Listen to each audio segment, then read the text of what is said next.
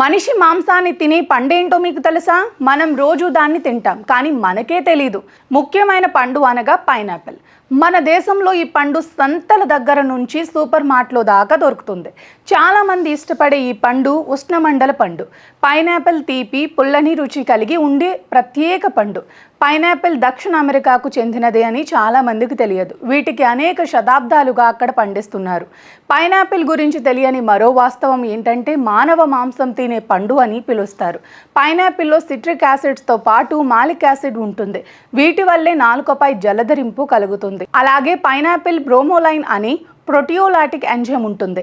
ఇది కాండం, ఆకులు, పైనాపిల్ పండు అంతటా ఉంటుంది. బ్రోమెలైన్ అనేది ఒక ప్రత్యేక రకమైన ప్రోటీన్. ఇది ఇతర ప్రోటీన్లను ఆమ్లాలుగా, నిజం చెప్పాలంటే జంతు ప్రోటీన్లను అమైనో ఆమ్లాలుగా విచ్ఛిన్నం చేస్తుంది. అంటే శరీరంలోని ప్రోటీన్లను చాలా త్వరగా విచ్ఛిన్నం చేస్తుంది. అందుకే దీనిని మానవ మాంసం తినే పండు అని పిలుస్తారు. పైనాపిల్ పొడిని మీట్ పరిశ్రమల్లో మాంసాన్ని మృదువుగా చేయడానికి కూడా ఉపయోగిస్తారు. పైనాపిల్ తినటం వల్ల రోగ నిరోధక శక్తి పెరగటంతో పాటు బరువు కూడా తగ్గుతారు.